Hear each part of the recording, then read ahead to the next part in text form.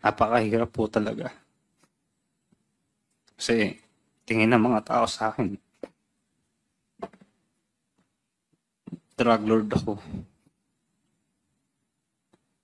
Nung unang punta ko sa RGC, tinanong ko sa akin ng mga gumagawa nun dun, kung pwede ba ako mag-supply sa kanila. Sabi ko, wala po talaga akong kinalaman dyan. Ang hirap mo.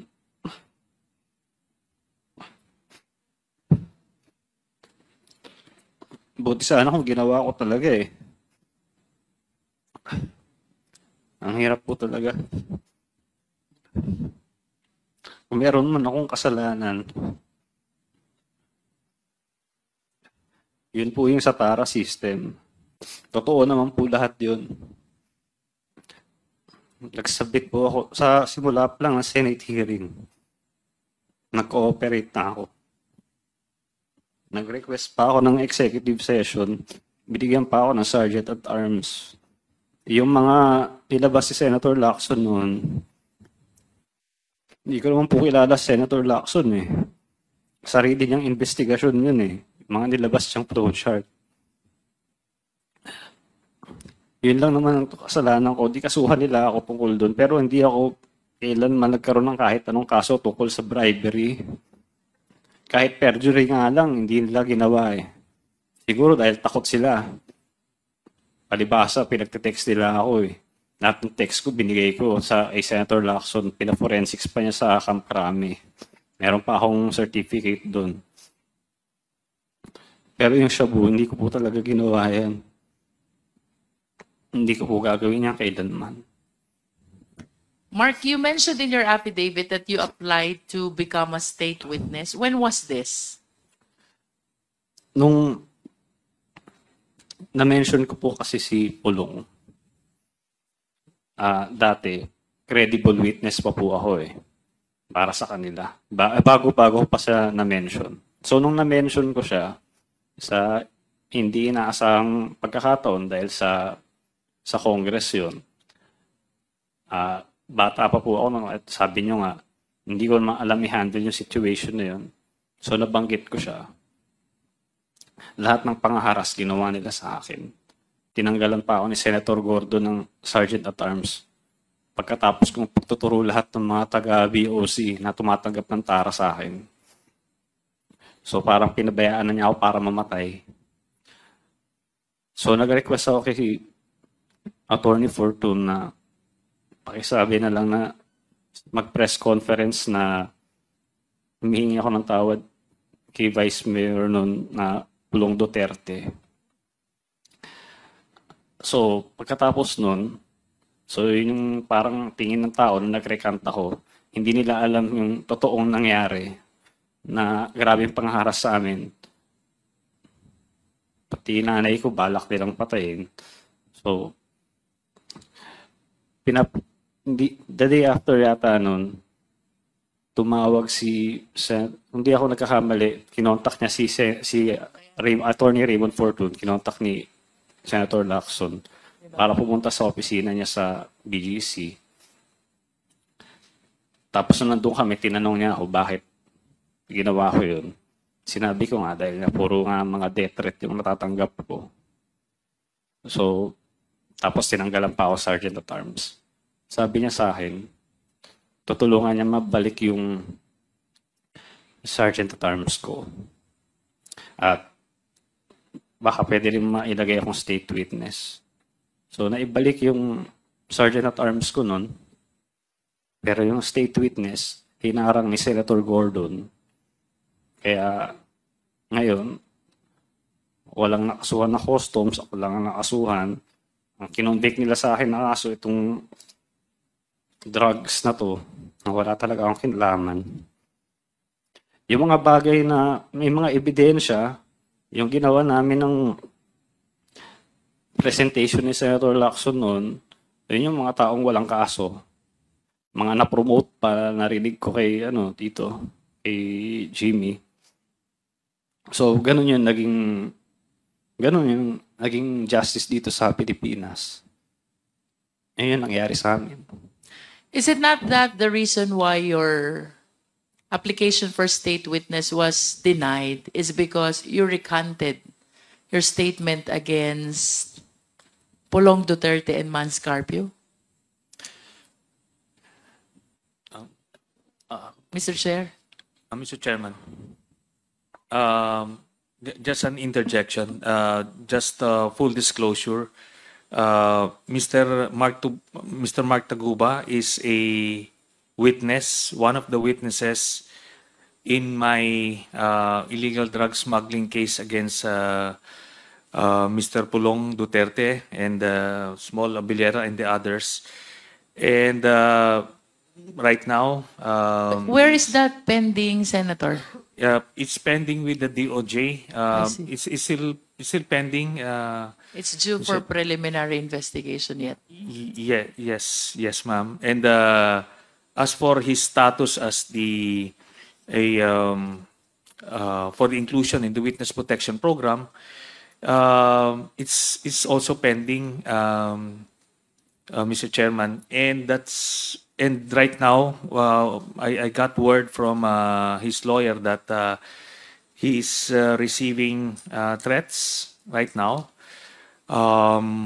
from some people involved in the case, and that's why I'm going to plead on his behalf that he would be temporarily transferred into the detention facility of the House of Representatives, just so we can protect him, Mr. Chairman. Mr. Chairman.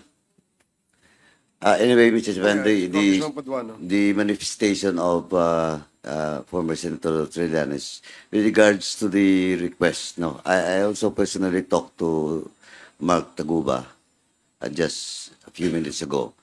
Mr. Chairman, we will just discuss it on the admin matters. Thank you, Mr. Chairman. Liwanagin ko lang, Mr. Chair. Of course, you testified before the Senate, no? Where you implicated Pulong Duterte and Mans Carpio. That is your first testimony. In first testimony po sa Senate, Yeah. Tama ba? That is your first testimony. ang first testimony ko po sa Senate, yung TARA system po. Yeah. But when did you start implicating Pulong Duterte and Mans Carpio? Sa Congress na po yun. Congressional hearing. Oh, so there was an investigation also with the HOR. Yes. Okay. Chaired it. And then, after experiencing all those harassments that you mentioned, you recanted what you said before the House of Representatives. Yes, Your Honor. Tama. So this will be your third. Third, And as far as the implication of Pulong Duterte and Mans Carpio are concerned, this is your third testimony. Your Honor, as far as I'm concerned, wala naman nagbago dito sa sinabi ko dito. Sa Yeah. iba. But there, you mentioned having recanted what you said in the first investigation because you're experiencing already a lot of harassments. Tama ba yun? Rika, wala po akong nirecant sa affidavit ko na kila Pulong Duterte po In ba? other words, your testimony has been similar to this since the HOR investigation until your application as state witness was denied and Yes. up to this time that you're appearing before the Quad. Wala nagbabago. Wala pong nagbago, Your Honor. I understand. Mr. Chair, Mr. Chairman. Senator Trillanes. I was part of those who investigating in the Senate, and he during that press conference he just apologized to Pulong Duterte. He never recanted, and we clarified that in his next appearance in the Senate, Mr. Chairman, whether he's recanting anything from his earlier testimony. He replied in the negative, Mr. I have nothing further, Mr. Chair. Okay, thank you, Congresswoman. I thought You're like the ever-ready battery. Tuloy-tuloy. So, since there are no other member who wish to interpolate, unless Congressman Akop is... you recognize Congressman Akop. Thank you, Mr. Clarification lang po. Kasi kanina ako po yung naglabas ng 13 Chinese from the apartment. Pero meron pong nag-text sa akin, I should not confuse the 13 Chinese taken from the apartment from the 11 taken sa Domoy. Yes, 13 and 11. Would that be correct, Director Quedato and Gerald Villanueva? Your Chair, Your Honors. Ang pagkakaalam ko lang po, yung naabutan kong briefing during the time na nasa airport po ako, 6 lang po yung namatay doon sa Dumoy. Yun lang Yung po namatay? Opo, yun lang Pero po there nalaman. were, according to dito, meron pang 11 na buhay. Wala po akong alam po doon. Wala pong briefing na natanggap ako during the time na nandoon po sa Davao, Your Honor. Gerald Wilkins? Negative, Mr. Chair. Negative. So, may I know if SPO for Val Carrillo is under you or was under you during the time? Yes, Mr. Chair. Yes. And did you lead the raid sa Domoy? Yes, For the Mr. Chair. record? And you tell us that 6 Chinese were killed, no other Chinese arrested? Yes, Mr. Chair. Okay. That is for the record. Mr. Chair, may I move that I think SPO for Carrillo was already will be invited. That's correct, yes. And may I move also that we invite Jed Pila C, currently jailed in the Cavite Women's Correctional. Jed Pilapil C. Yes. Okay. Yes, there's a motion to invite Miss Jed Pilapil C in the next scheduled quad hearing. Duly seconded. Any objections? Hearing none, the motion is approved. So, Comsec, please send an invitation to Miss Jed Pilapil C via Bucor. No? I think it's under Bucor. Mr. Chair, are we going to invite Mr. Jimmy Cuban and Mr. Mark Taguba in the next hearing? Yes, I believe they will be invited again. Then I'll be asking questions na lang later. Okay. Thank you, Congressman Abante. Now, Congressman Paduano, you're recognized. Thank you, Mr. Chairman. Before we proceed with the last item, on the subject matter with regards to drugs, Mr. Chairman, with the request of Mr. Taguba,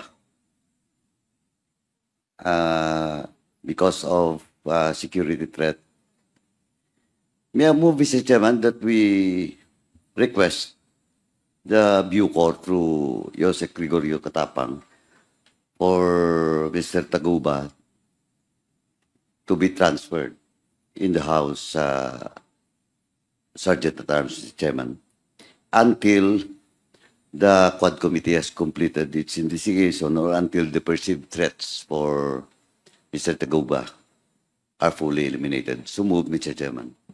Temporary transfer of Mr. Mark Taguba to be detained at the House of Representatives Detention Facility until we terminate the committee hearing? Until the termination of the committee investigation or the threat in the life of Mr. Taguba is fully eliminated. So until the committee terminates its hearing or until the threat to the life of Mr. Taguba has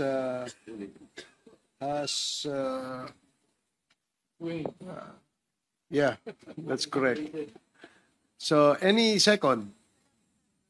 Duly seconded. Any objections? Hearing none, the motion is carried. So, Comsec, please. Mr. Chair. Before that, the chair directs the Comsec to communicate to the Bucor head, General Katapang, regarding the transfer of Mr. Mark Taguba to the House of Representatives Detention Facility. Yes, Congresswoman. Mr. Chair, I Luistro. overlook to give the chance to Small Abellera to comment to what Mr. Taguba said about Mr. Abellera having received this 5 million. So in the interest of fair play, Mr. Chair, can we please give him a chance? Okay. Mr. Abellera, you are recognized. Thank you, ma'am. Actually, gina-expect ko na magsalita siya ng ganun. Dala ko naman yung affidavit ko dito na pinasa ko sa Senate. And kung payagan nyo, basahin ko lang ulit. And I think I gave a copy already sa committee ninyo about sa Senate na affidavit ko. And kung payagan nyo lang, pwede ko namang basahin, then you can review it, then pwede nyo naman akong tanungin from there. Okay.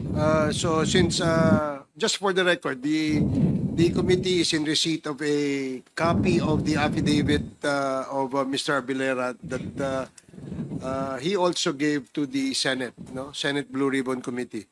So yes, is Actually, Mr. Chair, dalawa yata yung pinasa ko dyan, yung affidavit ko sa Senate before nung 2017, which I have a copy. I still have a copy. And yung affidavit ko based doon sa allegations din ni Mr. Guban dito sa Congress. But again, I leave the discretion to the Congress. Kung babasahin nila yung dalawa, then I will read it. Then well, I was browsing through it earlier. Medyo Mr. Chair. mahaba siya. Mr. So Chair. I just would like probably that the committee members be given a copy so that we can peruse over this and discuss this in the next scheduled Quadcom hearing. If that is a appropriate request from the chair. Mr. Chair, Yes, Congressman Abante. pwede naman siyang sumagot ngayon kung tumanggap siya ng 5 million. Eh. Tumanggap ba kayo ng 5 million mula kay Mark Taguba? Hindi.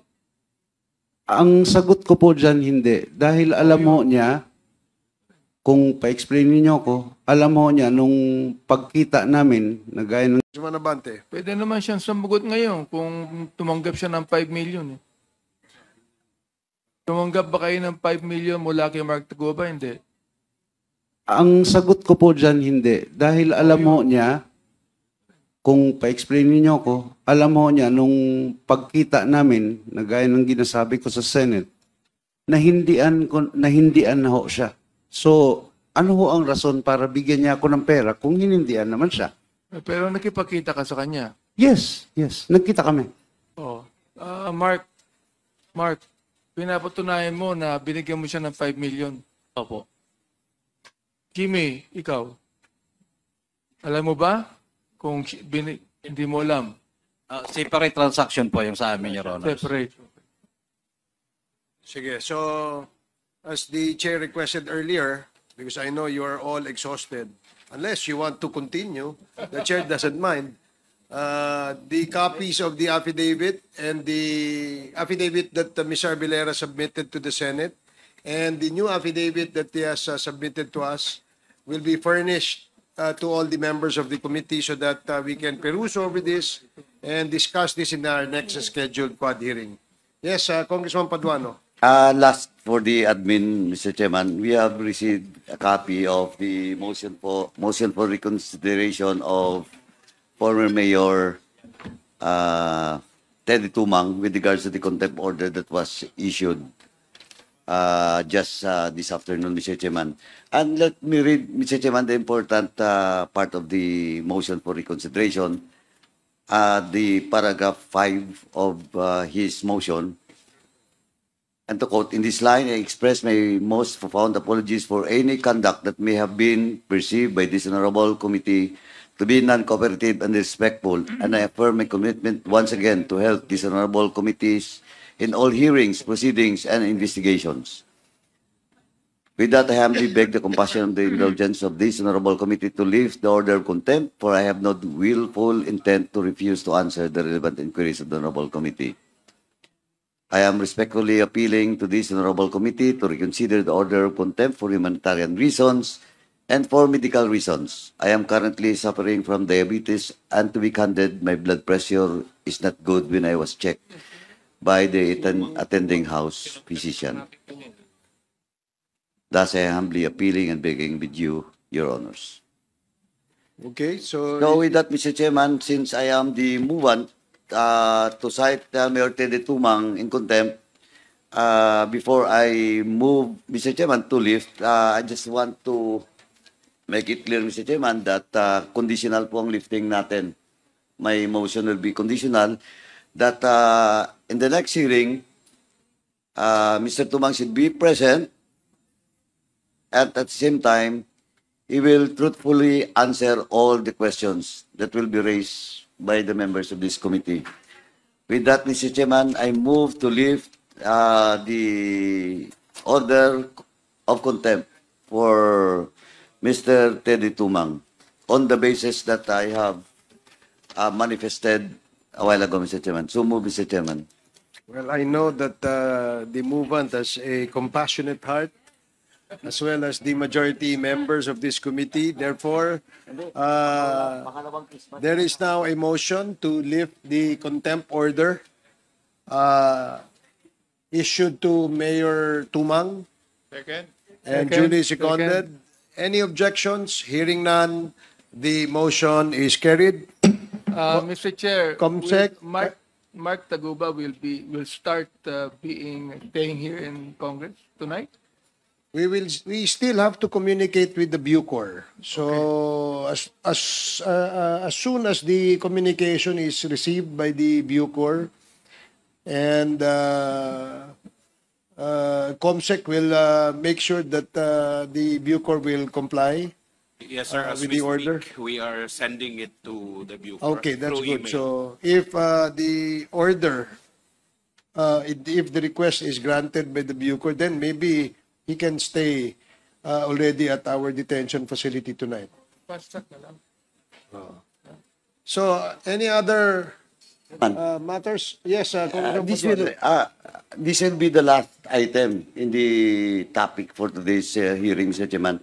And Mr. Chairman, may we ask, since they were invited, may we ask all those resource persons to please take a seat, as mentioned, for